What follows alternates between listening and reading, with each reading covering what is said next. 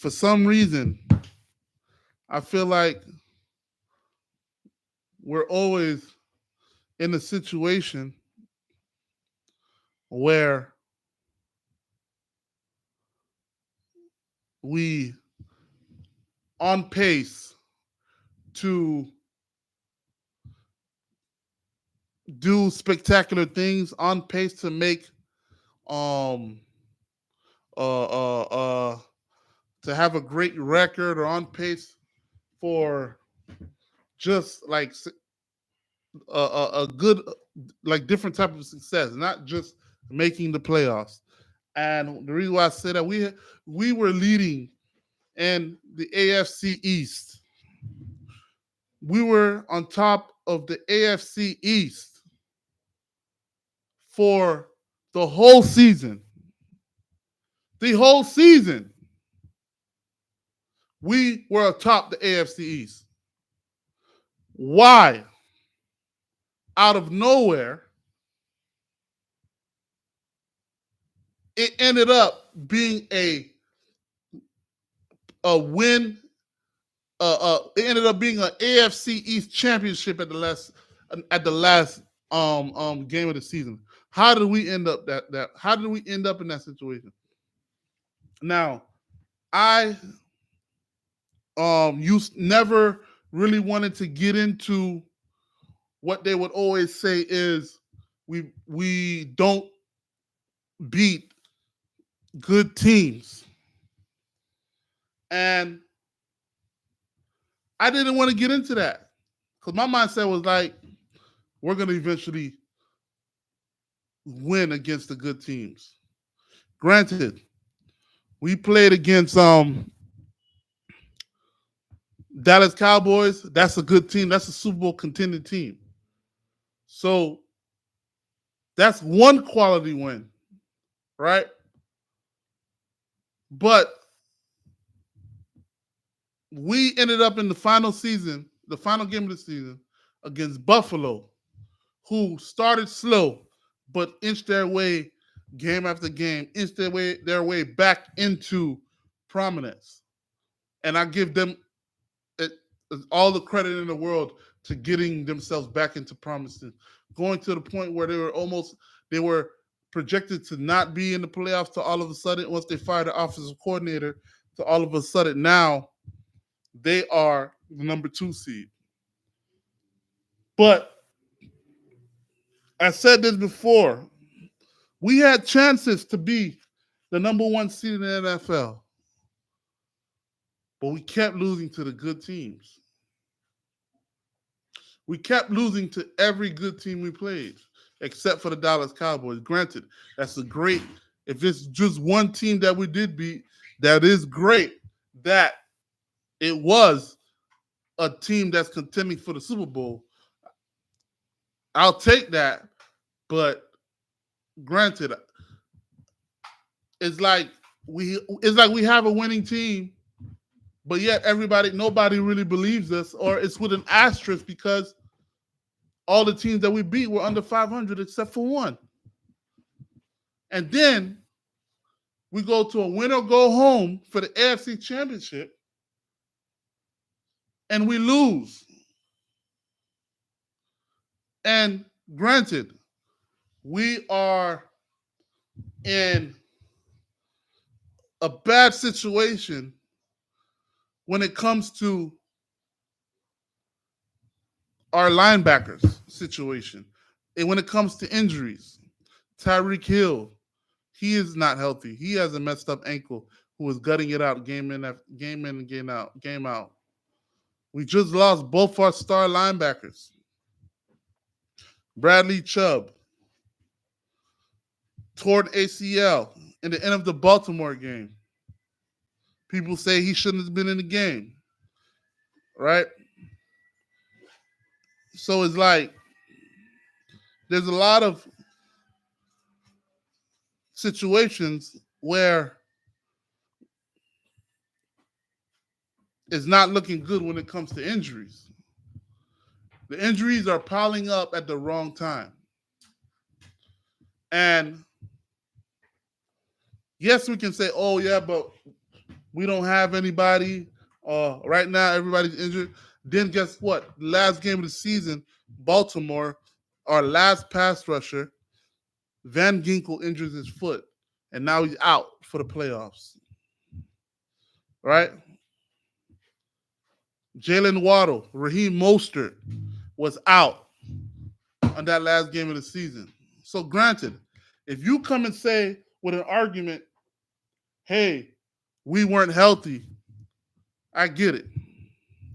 You can in a way make that argument, but at the end of the day, in the NFL, it don't matter if you have how many said players that are not healthy. It doesn't matter how many people you're short. If you have your franchise quarterback, you supposed to that is what is supposed to have the team overcome certain obstacles. Buffalo Bills, they're in a situation where they're not as talented as they used to be. But because of Josh Allen's talent, that situation, that him and his talent and him being the franchise quarterback is what overcomes their situation to the point where they still can be successful. So, in my opinion, like I'm trying to figure out when is Tua going to get to the point where we have a lot of stuff going on. Our running game is shut down. When is Tua going to rise up and play up to that point where I'm the franchise quarterback and I'm going to put the team on my back? Right? Because in my situation, in my opinion, he has not shown up in crunch time when the team is in a dire situation. It's starting to be more of an occurrence, man. And in my opinion, right, in the first half of that Buffalo game, he was lights out. Second half, after they make adjustments, he's not. We're going three and out. We I don't know how many times we had 3 and outs. We had multiple 3 and outs. Multiple 3 and outs. Multiple 3 and outs. Come on, man.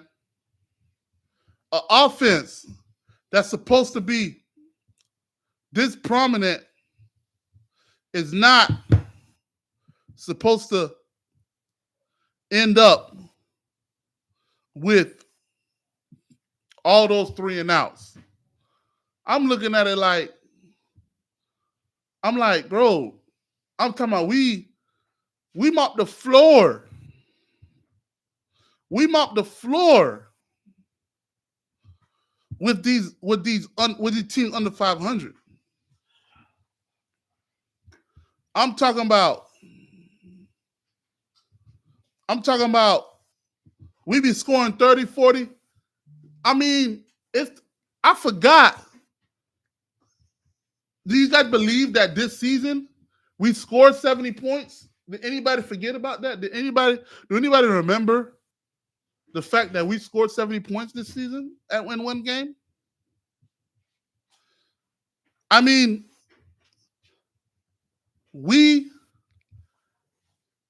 our offense shows so much promise and potential. It's to the point where I don't understand why, whenever we play a team over 500, all of a sudden, our offense becomes subpar. Why is that? I don't understand. I don't get it. I don't get it. Mike McDaniel, believe it or not, buddy, you're not on the hot seat, but you have some expectations that is at your door.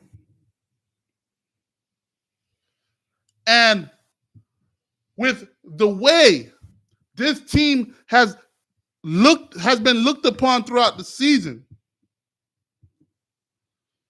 you cannot go into this playoff game and we end up with another loss, man.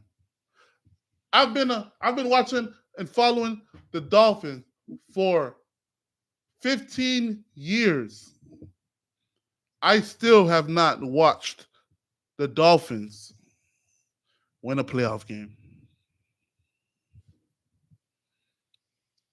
I still have not watched the Dolphins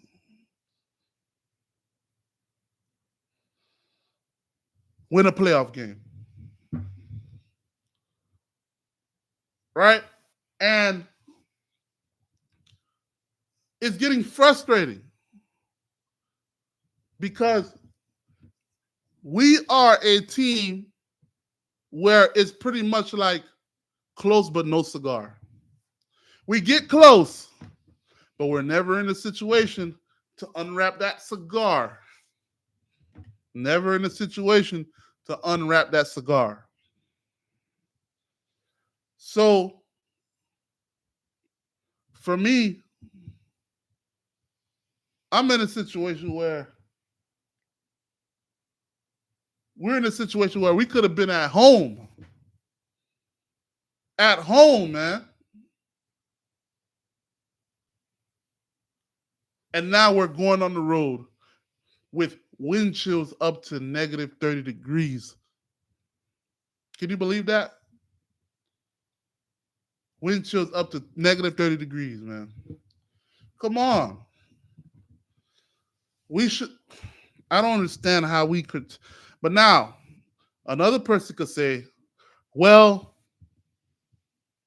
maybe, because another person could say, well, if we won this game, we were going to be the number 2 seed, and then Buffalo was going to be a number 6 seed, and they were going to have to play us.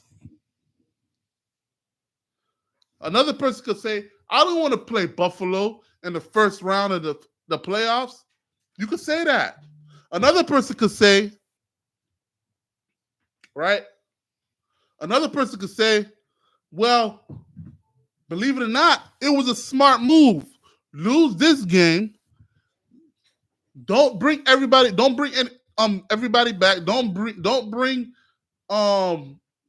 Raheem Mostert back yet. Right? Don't bring Waddle back yet. Let them get 1 week off. Let them get more healthy. And then we'll bring them back in the first playoff game. Then we bring them back. We have Waddle. We have Mostert. Right? And they're going to be more healthy. And our offense is going to be more prolific. Right? And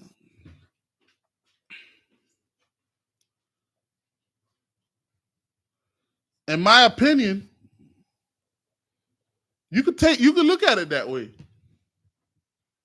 You can look at it that way. Right? But here's the deal. Right?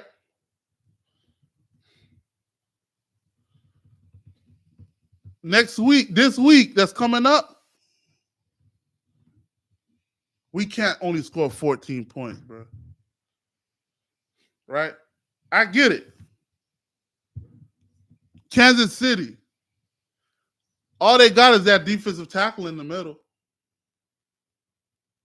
That's their dog. That's their main guy. The receivers dropping balls. I get that argument. We might have end up in a better situation with a weaker team. We might be able to beat Kansas City. I hope so. And I believe in the talent and the potential that this team has, right? I believe in the potential of this team. But my thing is like this. Tua, in the first half of the game this year, he threw 20 touchdowns to 6 interceptions with a QB with a quarterback rating of 120, 128. But in the second half, his touchdown ratio goes down to 9 touchdowns, 8 interceptions, with a quarterback rating of 85. That's a dramatic difference from first half to second half. That is a dramatic difference, right? And Tua's going to have to tighten up in the second half, man. He's going to have to tighten up when that first or second read is shut off. Once he can't throw the ball within those 1 to 2 seconds, he starts to freeze. He starts to pump fake. He starts to second guess himself. You have to fight through that, Tua. I thought you did, but it's starting to come back and bite you in the butt a little bit. You have to fight through that. Right? So my mindset is like this.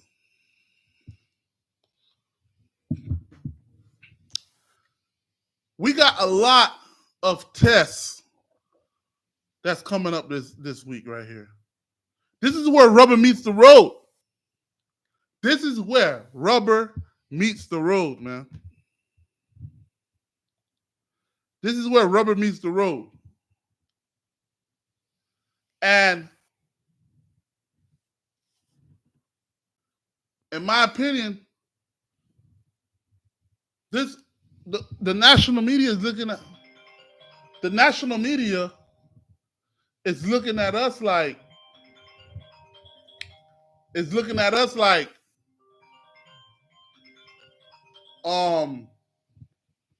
to the point where we're frauds, right? They're looking at us like we're frauds. Pretty much like we're cast off. Dolphins are not going to get a win. Don't even talk about the Dolphins. Right? And you can't blame them. We've only beaten one good team with an opportunity. We played Baltimore. We got stomped. We played Buffalo. And we lost the game. Giving up a kick return? Come on. Like, I don't get it. Like, we gave up oh my goodness. So now, Mike McDaniel has to prove to the naysayers that he can come up with a game plan to get a playoff win. Tua have to prove that he can come up with a good performance against a legitimate team. Right? We're not healthy on the back end with the cornerback. I don't think Howard is coming back yet. We gotta rely on Eli Apple and whatnot. He did get a pick last game, and somebody said something really interesting in the telecast. They said Eli Apple He might be better playing safety. He never knows, right? And so my mindset is like this: we got a lot of people. There's a lot of tests we got to pass, right? And when it comes to the defense, we've signed we've signed 2 players this past week. We're out on linebackers, people. We're out on linebackers. We signed Bruce Irvin. He said to the reporters that he a dog. He said, "Man, I'm a dog." So we, you know, are happy about that confidence, but we need you on that field to make some plays, man. And he also signed Frank Clark, if I'm not mistaken. But my mindset is like this: we weren't getting home last game. We weren't. We weren't. We weren't making it. We wasn't getting home to the quarterback last game. It wasn't happening, especially with Van Geekel. It's not happening, right? So here's the thing. In my opinion,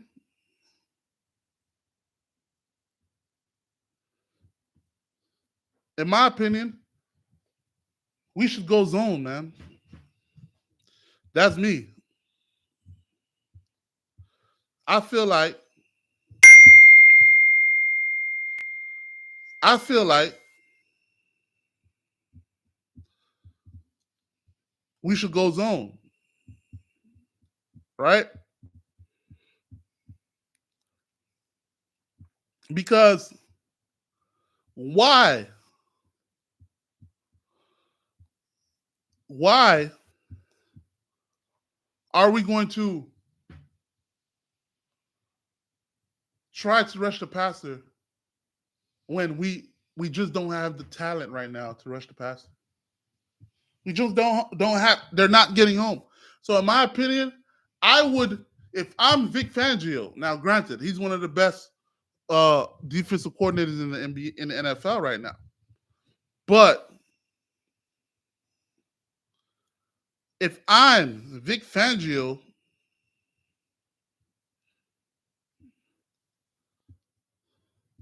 right? Which, listen, I'm not a defensive coordinator. Vic Fangio has forgotten more football than I even know, right? And in my opinion, my game plan would be focused on stopping the run and stopping the pass. I'm not even pass rushing. Let them stay back there. Have two. I would play more nickel. I would have a nickel cornerback out there all game. I would have a more agile linebacker out there to play coverage. That's what I would do. That's what I would do. Why try to still rush the passer? I probably would just rush the passer on certain downs. That's it. We're not doing that, man. We got to play within our talents. Within our talents. Right now. Our talent we have right now. And in my opinion, I'm playing nickel, having that extra DB out there, and that other linebacker, have him be more of an athletic, put a more athletic linebacker out there, so he can cover more than he rush. And we just playing zone, bro. Listen, if you're gonna beat us, you're gonna beat us by beating our coverage. You ain't gonna get no cheap shot. You ain't gonna be able to do no screens. You ain't gonna be able to try to get one-on-one. None of that. You are not going to be able to run the ball. None of that. You're just gonna be able to stay back there. You ain't gonna get run. You gotta beat the coverage. Right? That's what I would do, bro. That's what I would do if I'm Vic Fangio. But like I said, right? He has forgotten more football than I would ever know. All right? And so yeah, that's just me. And this is another thing. We had Mostert, and Mostert will be back. Mike McDaniel's game plan with Buffalo, I didn't understand it. You kept trying to work in A-Chain. Now, granted, A-Chain did get a touchdown, right?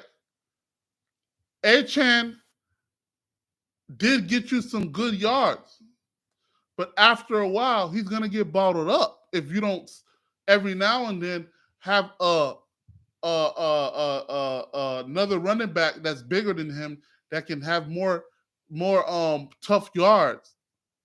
Like this is what I'm gonna say. As a football team, I always believe in the earth, wind, and fire philosophy when it comes to the running game. When it comes to the running backs, man. And in my opinion, get you a big running back, a bell cow. All right? Get you a bell cow. Get you a slasher like Mostert. And get you a speedster like A-Chain. We got the slasher in Mostert. We got the speedster in A-Chain. We just need that power runner. We don't have that on the team. Get us a Derrick Henry of some sort. You get what I'm saying? Get us a Derrick Henry. Get you a Derrick Henry. Get you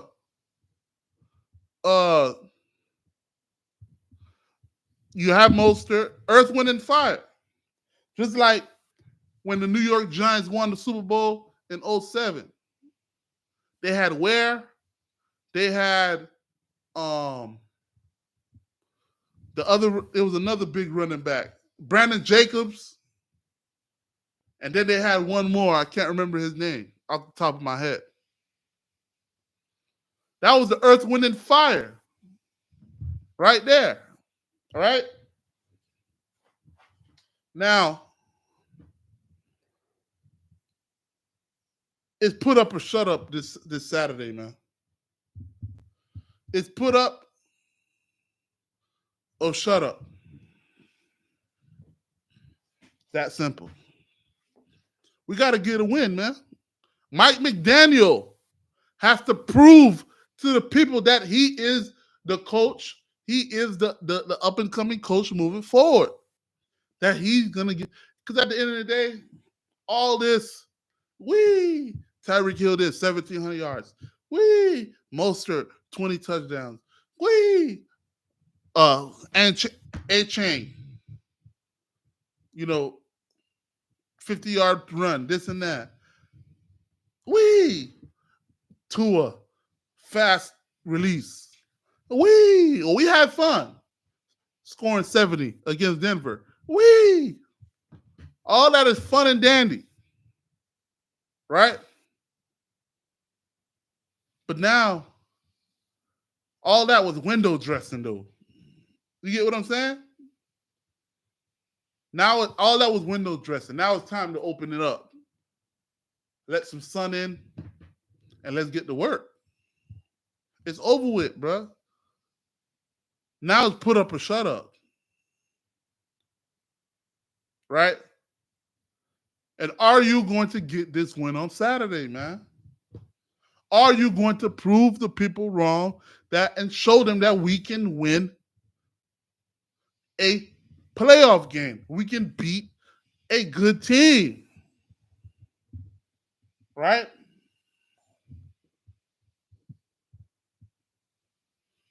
So that's it, man. That's really it, right? We got we had a lot of situations that happened this past this past week, this past weekend, I might add. And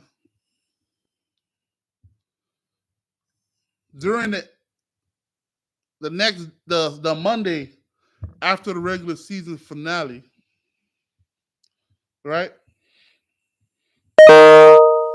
There are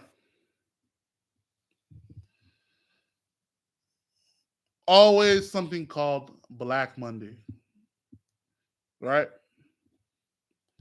It's called Black Monday, which means if the organization was not satisfied with your record, not satisfied with how your team is going, right? If they're not satisfied with how everything went down, they will call you to the office and tell you your services is no longer needed. Black Monday, and this last couple of days, you've had the Atlanta Falcons firing Arthur Smith, the Washington Commanders firing Ron Rivera, a surprising one right here. The Tennessee Titans firing Mike Vrabel, another surprising one. The Seattle Seahawks firing Pete Carroll. Not firing Pete Carroll, but parting ways with Pete Carroll. Tennessee Titans, yeah. Pete Carroll, parting ways with Pete Carroll. And last but not least, the New England Patriots are parting ways with Bill Belichick. We have other vacancies that happened during the season. The Carolina Panthers letting go of Frank Wright. The Las Vegas Raiders letting go of Josh McDaniels.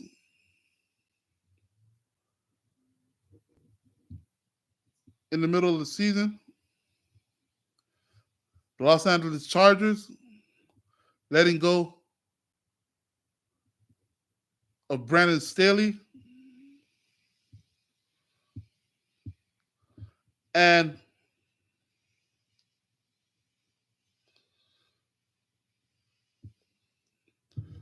let's get right into it. Let's start with Carolina Panthers. Right? Carolina Panthers, they got Bryce Young. They traded up for Bryce Young. And I mean, this team had no talent at all. None. Right? And in my opinion, Bryce Young did really well, even though he had no talent. I'm gonna tell you that right now. I believe in Bryce Young.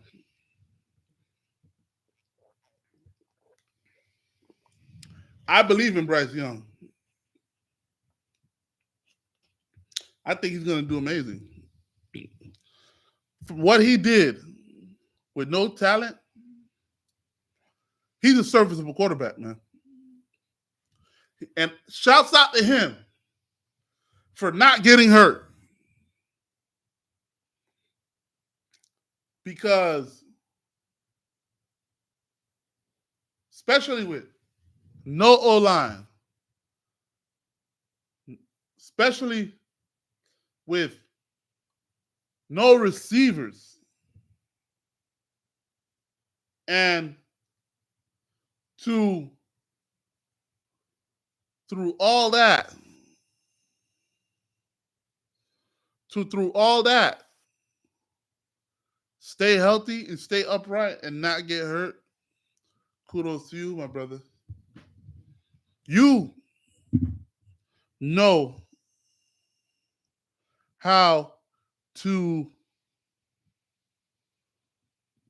You know how to keep yourself healthy. That's one. And one thing about it, this year was just this year was a how can I say it? Was just getting experience. That's what it was about. He gained a lot of experience. You got to go through that.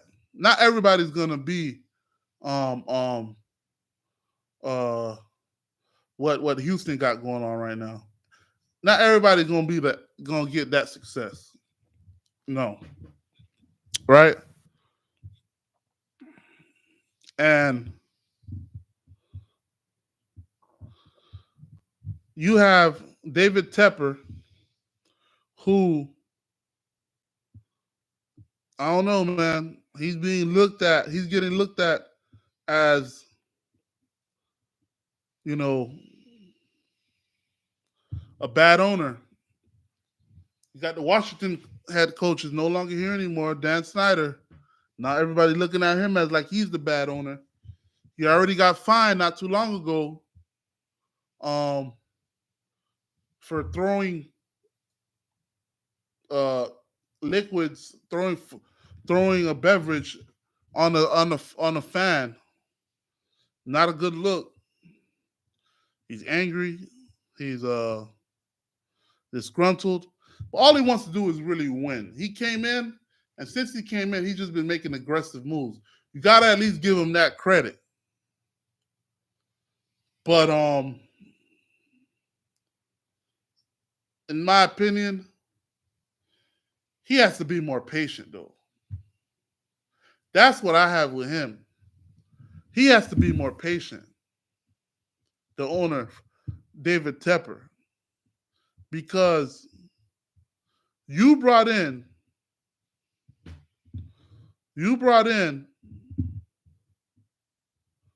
right,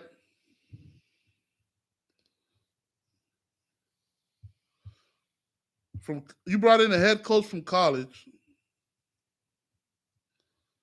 right? And you got to give them some time. You got to let them, you know, develop. Like you brought in Matt Rule from college. My thing is like this. He's from college.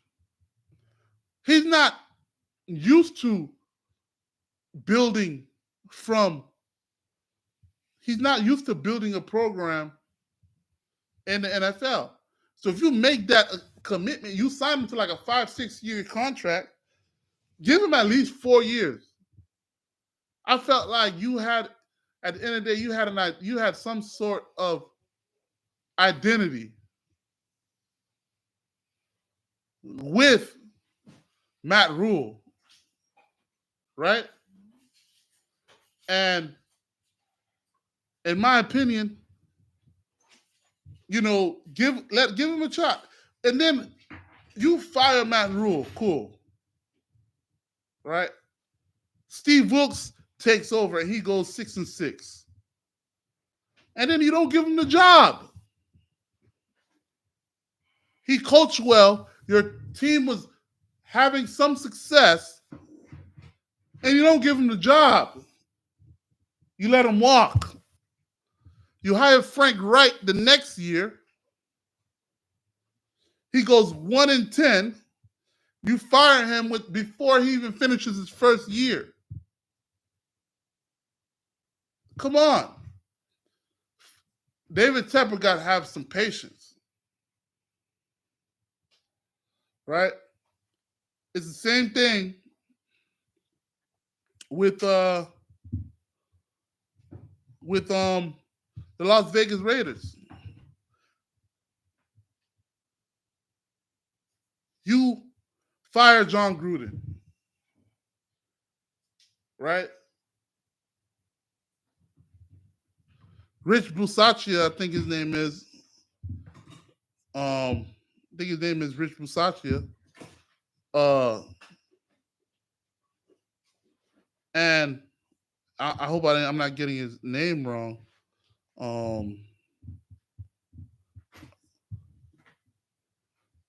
I'm hoping let me check. Let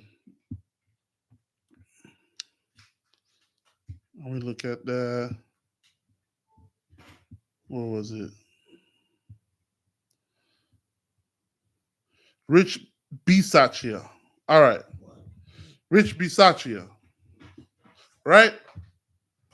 He takes over the team and he brings your team to the playoffs. He brings your team to the playoffs and you don't give him the job. That doesn't make sense. It doesn't make sense to me. Right? And then you bring in Josh McDaniels.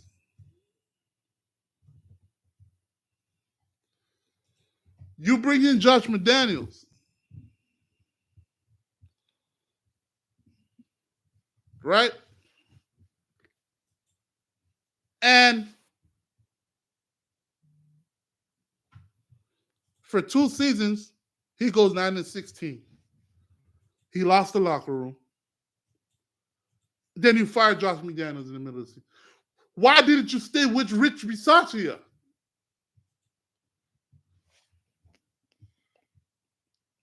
Right? Now you're in a situation again. Deja vu. Antonio Pierce takes over. He goes 5-4. Your team plays completely differently. Your team is in love with the coach. Right?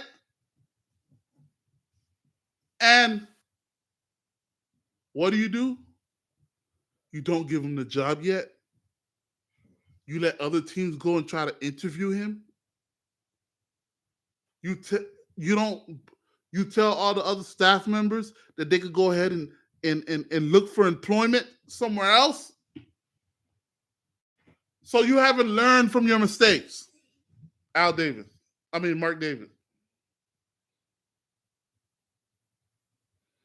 Right? You haven't learned from your mistakes.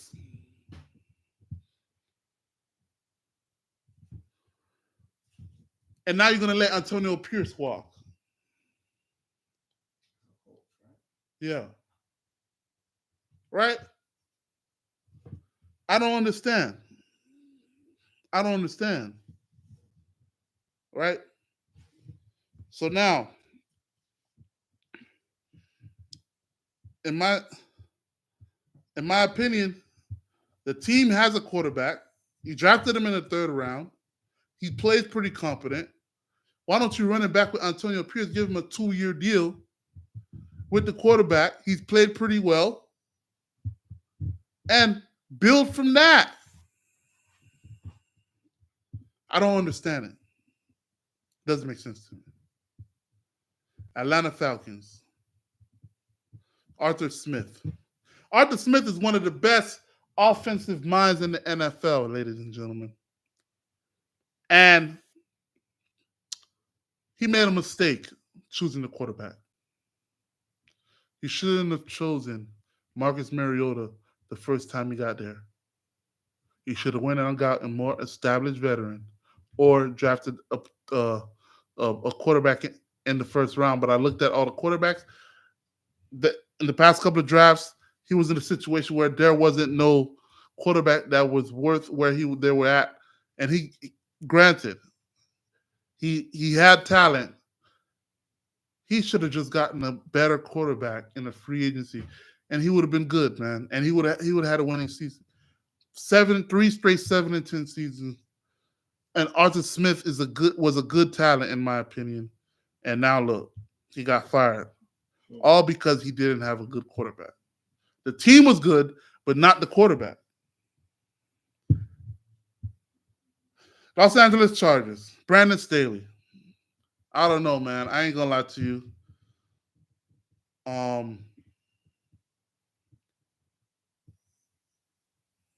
I felt like they could have gave Brandon Staley one more year. This year, you had people that wasn't healthy in the offense. But then again, your defense, you're a defensive coordinator, man. Your defense was not playing well, and you're the defensive coordinator, and you were the defensive play caller. So I have no, I don't know why your defense wasn't playing up to par. All right. Washington Commanders, Ron Rivera. Me personally, his time was up. New ownership. You have a good nucleus of teams. Sam Howell, he did okay, but you're in a good spot. You can get a new quarterback. Tennessee Titans. Mike Vrabel did great. The only mistake was the GM traded away AJ Brown to Philadelphia. Worst mistake. That torpedoed the franchise and caused Vrabel to end up with 2 losing seasons after that. And that's the reason why Mike Vrabel didn't have 2 good seasons. You had injuries, Tool got hurt and whatnot. Mike Vrabel's a great coach. I personally feel like Mike Vrabel got fired because they brought in a new GM, in my opinion. If you fired the GM, you should have consulted with Mike Vrabel into who the next GM should have been. You should not have went and gotten another GM from a whole different regime and then have to ask Vrabel to coexist with the new GM. That wasn't going to happen. And then also, I also feel like the owner did not like the fact that during the season, Mike Vrabel went to New England to get honored for the Patriots Hall of Fame, and then was in a skybox with the Patriots owner as if he was not the head coach for the Tennessee Titans. I think the owner didn't like that, and I think those 2 things right there was one of the reasons why I think Mike Vrabel was let go. Pete Carroll, I don't know what happened. I mean, I don't know why he got fired, got let go. They say he's still gonna work in a different capacity with the team. I feel like he's the model of success, in my opinion. Always in the thick of being in the playoffs. No, he still was coaching. And in my opinion, that was a surprising move. Bill Belichick. I'm gonna get into Bill Belichick after the break. Right? I got to get stuff off my chest when it comes to 2 iconic departures. I'm leaving that the best for last. Stay tuned. This is a Deus Sports Show, and we'll be right back.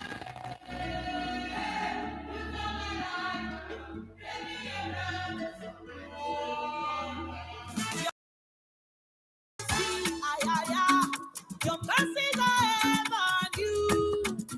Daily, oh, daily, oh, daily. You turn my life around. Give me a brand new song. You did do all that. Your grace is all I see. Your mercies are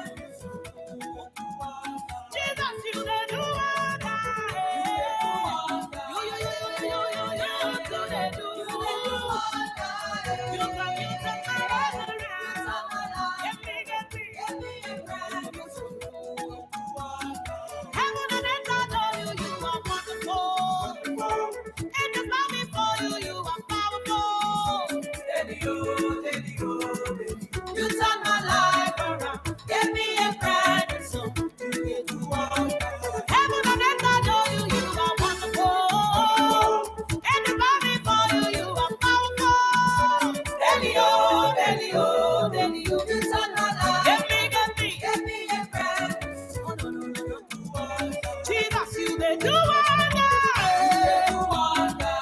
You did do wonder. You took my life around. Give me a brand new song. You did do anything man open to. You did do anything man open to. You took my life around. New song. Oh, I wonder. This is what you did do. They make me wonder.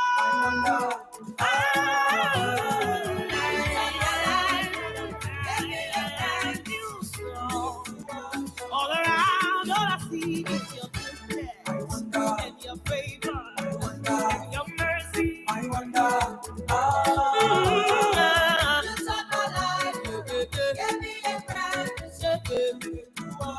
You done do anything man open do.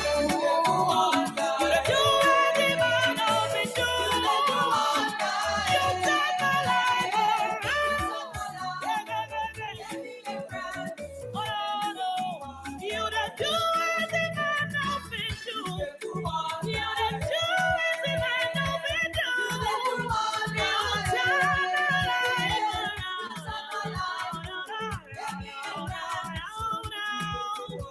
All around, all I see is your good, your favor, your mercy.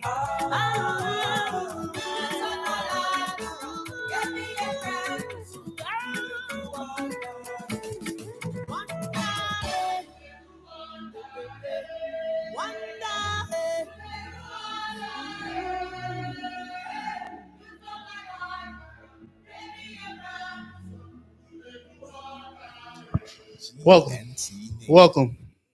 We're back and better than ever. Thank you for tuning in. Thank you for staying and keeping it locked. I've got something to say, man. Shouts out to Pastor King. He said, what he said?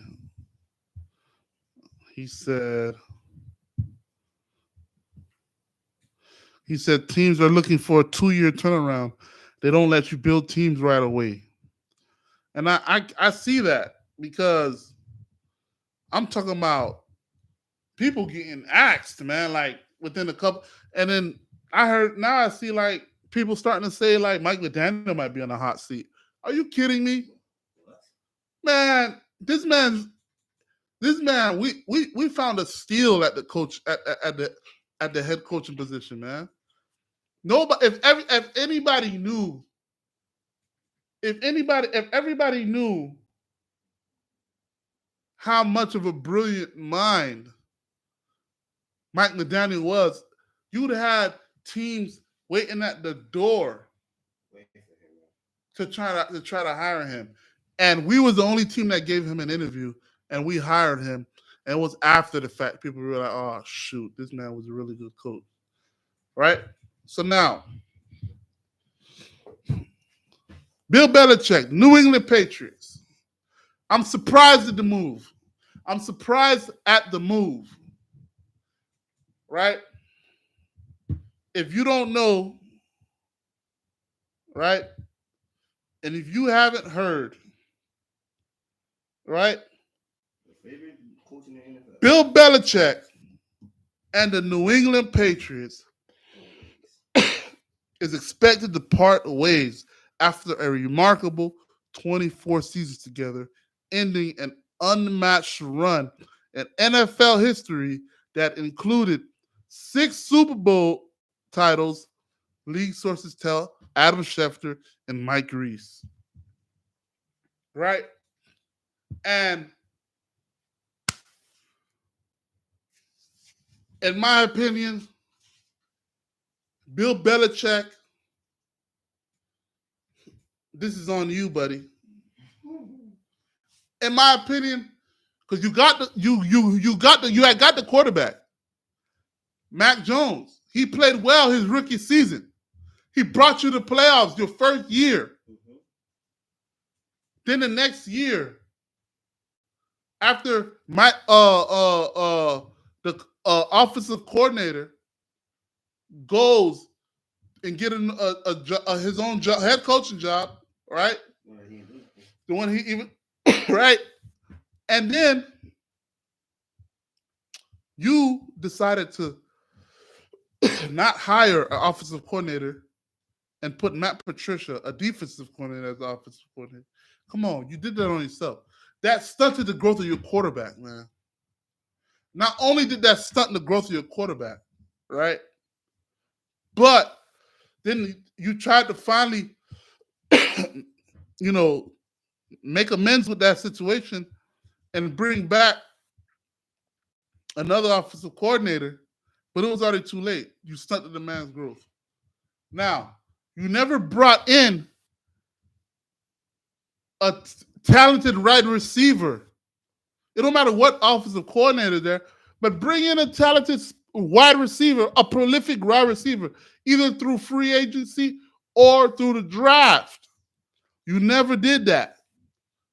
You never brought a receiver that ran a sub 4.3 in to help Mac Jones. All right, that was another problem, right? And in my opinion, big ups. I'm gonna say this right here. I'm gonna show my respect. Even though you have been going against the Dolphins for so many years, the team that I follow, right? I have to say this and I have to give him respect. In my opinion, this is just me, and I believe a lot of people feel that as well. In my opinion, Bill Belichick is the best coach in NFL history. I'm going to give you your flowers. You go ahead and hit the clap for. You could go ahead and hit the clap for Bill Belichick. I'm gonna go ahead and hit the clap. I'm gonna give you your applause, man. Shouts out Bill Belichick.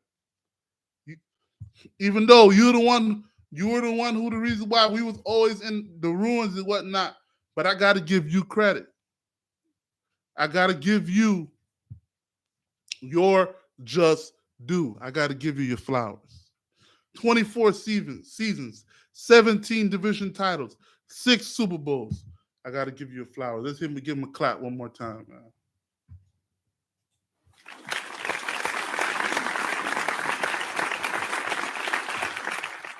So, bravo, brother.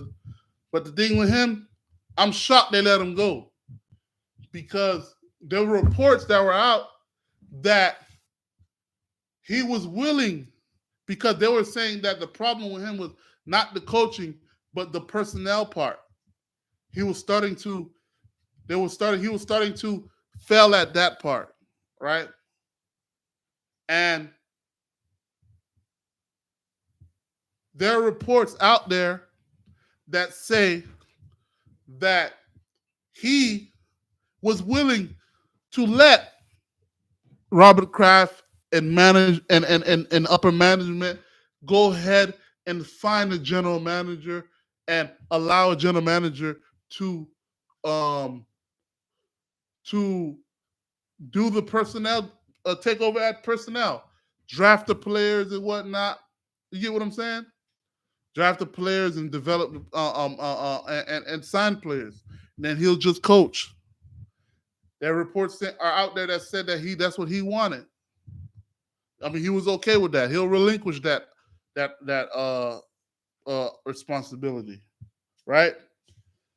And for me to see they still decided to part ways, in my opinion, I feel like, because you got to understand, this man went 24 years being the main guy with all the decisions, right? And in my opinion, I feel like even though he was going to relinquish that, one thing I'm going to say is that he probably wanted input. That's just my opinion. I don't know. There's no reports on this. I feel like he probably wanted input on who they hired as general manager. And I think that might be where the disconnect was. They were like, no, we're gonna go we're gonna widen our search with the general manager, this, that, and the third. He probably was like, nah, I gotta be able to have my general manager be someone that I'm okay with or I'm cool with, that I'm familiar with. And I think that's what it was. I don't think he fully was gonna give, like, he was gonna relinquish it, but guess what? I think he still wanted somebody that he's cool with, be like, hey man, I like this guy, this guy. And I think in my opinion, that's probably where it was at. Because no head coach wants to all of a sudden, I'm 24 seasons in, and then all of a sudden now I have a general manager who all of a sudden is gonna act like he's my boss. I'm Bill Belichick. And I really feel like that's what happened. And that's what Robert Kraft said in the press conference too. He was like, well, you got somebody who was in charge of everything for 24 years. And that's all he did. To all of a sudden now put a general manager on top of him and stuff like that. It just didn't seem right. He's Bill Belichick. So I'm like, it makes sense. It makes sense. You get what I'm saying? So, like I said, there's going to be multiple teams that are going to be lined up to try to talk to him. Even teams that already has a head coach. If Bill Belichick wants to coach there, listen, man, they're gonna tell the head coach, hey, I need you to come to my office. Hey, I'm sorry, we're gonna have to let you go. Belichick wants to coach this team, and you can't give up a opportunity with Bill Belichick. If Bill Belichick wants to come here, we're gonna let him come, man. You get what I'm saying? Mm-hmm. So he's gonna be all right. He still wants to coach and whatnot. A lot of people gonna say though, even though he's the best coach in my opinion, in the NFL, a lot of people gonna say, yeah, but he didn't win with Brady. They're gonna say, well, he didn't win. He didn't succeed when Brady left, right? Brady left and won a Super Bowl in Tampa. So a lot of people gonna say, oh, were you really a great coach, or were you just riding the coattails of Tom Brady? That's what a lot of people is going to say. And in my opinion, I feel like it just went hand in hand. I don't feel like he was riding Tom Brady's coattails, in my opinion. And I don't feel like that was the case and stuff like that. He won. He had 2 winning seasons. Out of the 5 seasons without Tom Brady, he had 2 of those 5 seasons was winning seasons. He won. He went to the playoffs with Matt Castle, and he also went to the playoffs with Mac Jones. And Brother King says, with all due respect, he said the Bill Belichick comment is wrong. This man cheated and relied on his talent to get him ahead. Oh. The reason why I brought up the fact that, in my opinion, Bill Belichick is the best college football coach. Best NFL coach, is because I'm not gonna lie to you. I like to give people credit where I watched him. You get what I'm saying? A lot of people could bring up Tom Landry. A lot of people could bring up all those other head coaches in the past where I wasn't there. I wasn't alive to see them. You get what I'm saying? In my opinion, I feel like it's Bill Belichick, right? But I want, me personally, if it was me, if I'm going, I feel like with what Bill Belichick has done, he is the best college. He's the best NFL coach to ever coach the game right now. Like, if everything's all said and done, Bill Belichick is the best coach, in my opinion, to ever coach the game. 1, I've seen him and I've watched him win 6 Super Bowls. 2, I watched it. Like, I don't like, somebody could say, oh, this person is better, but then I wasn't there to see it. I always hold that against that. I wasn't there to see it. I'm not going to be like, oh yeah, he was the best, because I look at everything. If somebody is even close to that conversation, I'm going to go with that because I lived it and I seen it. You get what I'm saying? It's the same thing with the Jordan conversation, right? In my opinion, granted, yes, you can say Jordan is the best player to ever play the game. You look at his credentials, look at his stats, look at everything like that. But for me, I'm not gonna say he's the best for me, even though he probably is the best. But for me, I'm always gonna go either Kobe, right? I'm mostly gonna go Kobe because I've seen Kobe do it. And then with LeBron James' longevity, yes, everybody looking at Deuce about to give LeBron James credit. I feel like when it's all said and done, you got to give LeBron James credit for what he's done too.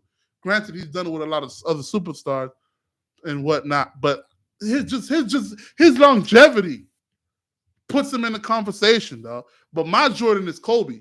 I don't care what nobody say. That's my Jordan. And second after that, I'll probably give it to Jordan. And then right after that, I'll give it to LeBron James. And in my opinion, there's like, if it's up to me, I have people who I feel like has the potential to get to that point. And I feel like if they continue to get more accolades, I have people that I have that is preference that I with my preference, I would want to see them to get more accolades so I can be like, you're the best, because I want them to be the best. So for me, and when it comes to NFL head coaches, I personally, I want Andy Reid to be the best coach to ever coach the game. And I feel like if he continues to win Super Bowls, I can proudly say, or with my preference, say that Andy Reid is the best coach to ever coach the game. But I can't say that because he's only won 2 Super Bowls. He has to win 4 more or 4 or 5 more for me to finally be like, okay, yes, I believe Andy Reid is the best coach to ever coach the game. But I can't do that until him and Patrick Mahomes win 4 or 5 more rings. You get what I'm saying? The same thing with Steph Curry. When it comes to basketball, my Jordan is Kobe. The second player after Kobe, in my opinion, is Jordan. Even though Jordan is number 1 overall, but I didn't watch him play. So I give that an account. So my Jordan is Kobe. Granted, Jordan is number 1. I understand Jordan is number 1, but my Jordan is Kobe. And then after that, okay, yeah, I'll give it to Jordan after that. Like, you feel what I'm saying? It's like Jordan is by default, right? And then after that, my Jordan is Kobe. Then I'll go LeBron James. Then, in my opinion, Steph Curry. If Steph Curry get more accolades and get more championships, right? And get to a point where if he get to the point where he could get more championships, I personally will have Steph Curry as my number 1 player. But he has to get there, right? That's just the preference. King said on the chat, he said, Belichick is a product of changed rules. Don Shula wins hand down. I'll give it to you. That's your opinion. I'll give it to you. More wins, especially in a tougher era. Hey, like I said, Pastor King, he lived through Don Shula's era. I didn't. I didn't see that era. You get what I'm saying? So he's doing that based on, in my opinion, him experiencing that. He says more wins. Hey, that's him. But that's how I go. That's how I'm taking. Now, the last segment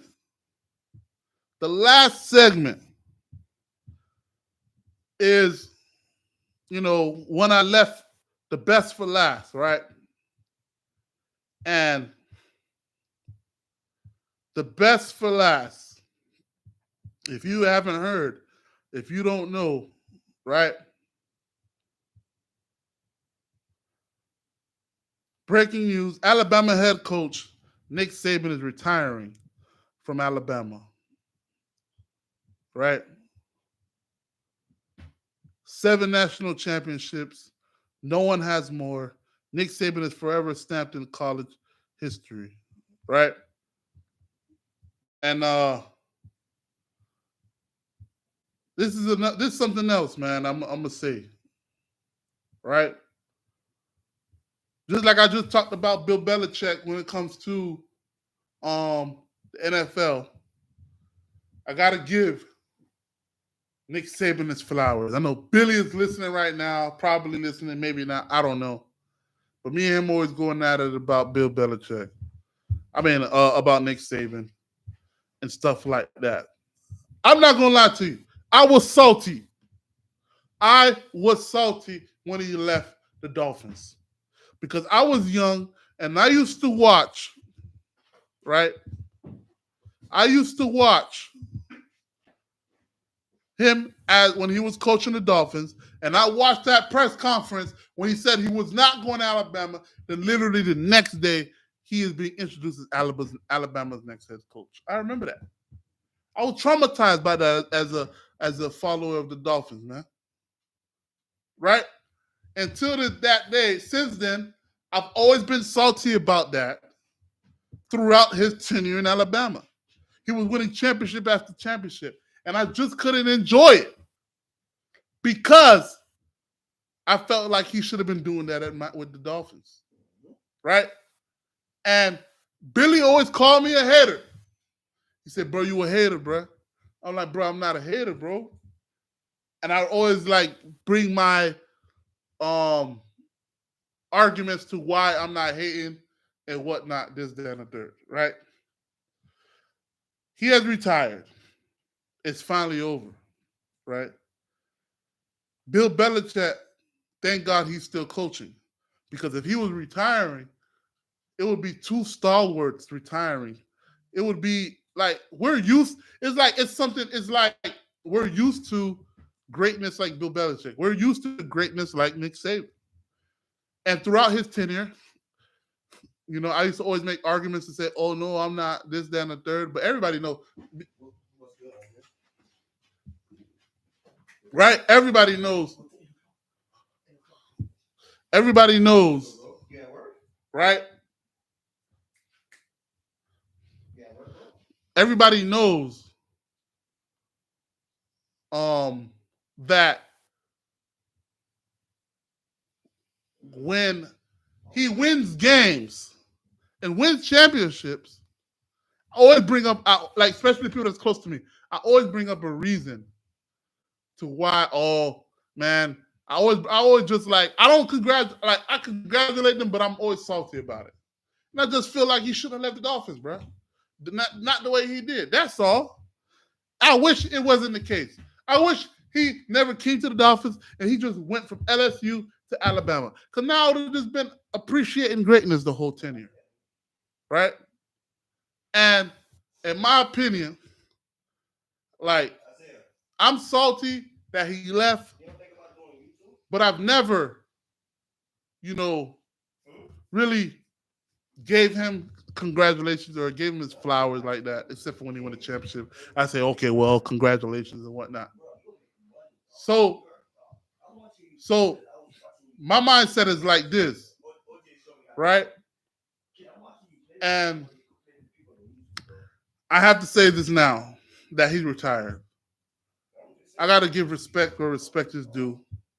Nick Saban is the best college coach in college football history. I got to give it up to him, right? Mitch, give me your applause. I got to give it to him. He is the best coach in college football history, and I got to give him his flowers. Right? He's one of the few times that I'm giving this man a congratulations, and I'm, giving him his, his and I'm giving him his just due, right? And in my opinion, right? In my opinion, I feel like, he had a great career, amazing career, right? And, congratulations to him. He had a great career. Congratulations to him. You know, You know, he's had a wonderful run, right? Now, he had 17 seasons, 6 national championships, and 9 conference titles, right? And in my opinion, you know, congratulations to him. Now, here's the thing. Now I'm going to really get into this real quick, right? And Nick Saban, we got to also look at it this way, right? He had the most talent.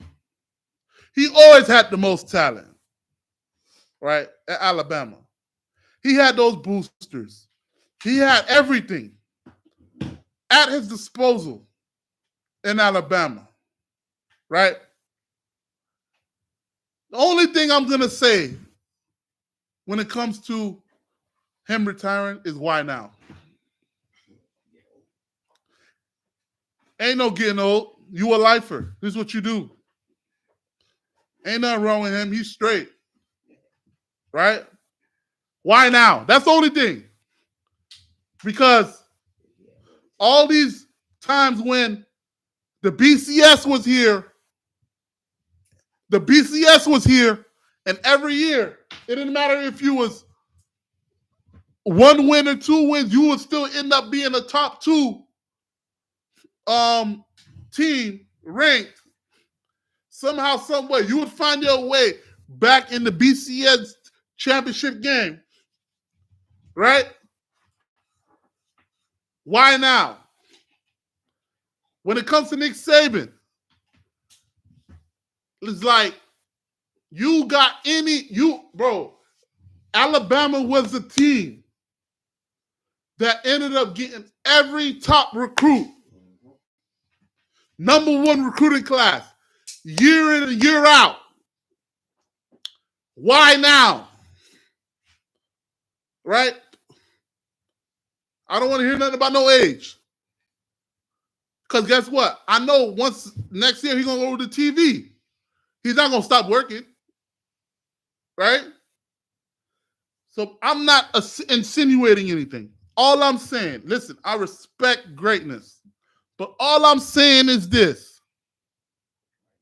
When Deion Sanders got the number 1 recruit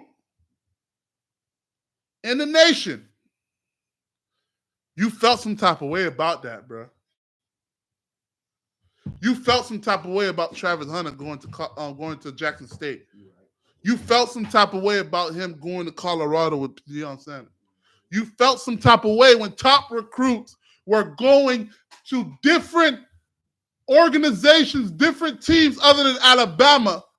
Now that there's the NIL, name, image, and likeness instituted in college football. So now, I'm not gonna lie to you. Throughout the whole time when Alabama would win these championships, I used to always say, man, after a while, you get tired of seeing Alabama in the championship every year. We had the mini run with Clemson, Alabama. I think we watched Clemson, Alabama like 3 years straight. Right? It was at a point where it was only Clemson and Alabama getting top recruits, bro. Right? And the playoff came in. They made sure that Alabama made the playoffs. Right? Somehow, some way, Alabama gonna make that playoff. Right? Now all of a sudden, you got even Matt Rule, the head coach of Nebraska, one day said, hey, if you want a good quarterback nowadays, that's at least $1 to $2 million. You got to pay that quarterback now. Players are getting paid everywhere now, not just Alabama. And now I just feel like, why leave now when there now is going to be a more level playing field? Why leave now? That's all I'm saying. I would want to see a couple of more years of you at Alabama going against a more balanced nation, a more balanced talent pool throughout the country and not just at Alabama. Why leave now? That's all I'm saying. I've given him his flowers. He's the best coach to ever coach college football. I've said that. I have nothing against that. I'm acknowledging that. But all I'm saying is, why now? When name, image, and likeness is now finally starting to heat up, right? People are transferring left and right, getting paid before they make it to the NFL, right? Recruiting is more of a challenge now. Why now? I just feel like, play with the game. You had your fun in the BCS. You've had your fun before name, image, and likeness. I just feel like, in my opinion, he might be leaving a little bit too early. In my opinion, I feel like you can recruit in the name, image, and likeness era. I just hope that he's not leaving. I hope he really is leaving just to leave because he wants to spend time with his family. I hope you're not leaving because the nation is now catching up to the talent of Alabama. I just hope you're not leaving because of that. That's all I'm saying. That's all I'm going to say with that. I just hope you are not leaving because Colorado's getting top recruits, because Texas is getting top recruits, because USC is getting top recruits, because Oregon's getting top recruits, because UCLA is getting top recruits, because Texas A&M is getting top recruits, because Texas is getting top recruits. I hope you're not leaving because of that. That's all I'm saying with that. I've given you your flowers. You're the best college coach to ever coach a game. But all I'm saying is, I hope you're not leaving because of that. That's all I'm saying with that, right? And you can take it how you want to take it. You could digest that how you want to digest that. I've given you your flowers. Nick Saban, you the best coach to ever coach a college game. Bill Belichick, you the best coach in my opinion to ever coach in the NFL, right? But we got to look at we can't only just look at the good side. We got to look at that other side too. We got to look at that other side too, man. You get what I'm saying? It's like, if anything, okay, you done with college. In my opinion, try NFL for a couple of years. Go back into the NFL. Go back into the league. You get what I'm saying? I just feel like I don't want people to leave stuff on the table. You're still healthy. In my opinion, sports is worse with Nick Saban leaving, man. Wherever he's at, college or NFL, right? So, that's just all I gotta say with that, right? Thank you for tuning in. That's the Deus Sports Show. We live on YouTube, the Deus Sports Podcast, the Deus Sports Show on YouTube, WHSNDB Hosanna Radio on YouTube and Facebook Live. Also, later on, I'm gonna upload it on Apple Podcast, Spotify, all major platforms, you name it. Right? Thank you for tuning in to the Deus Sports Show. We'll see you next week. Happy New Year. Let's make this a great year. Thank you. Your love.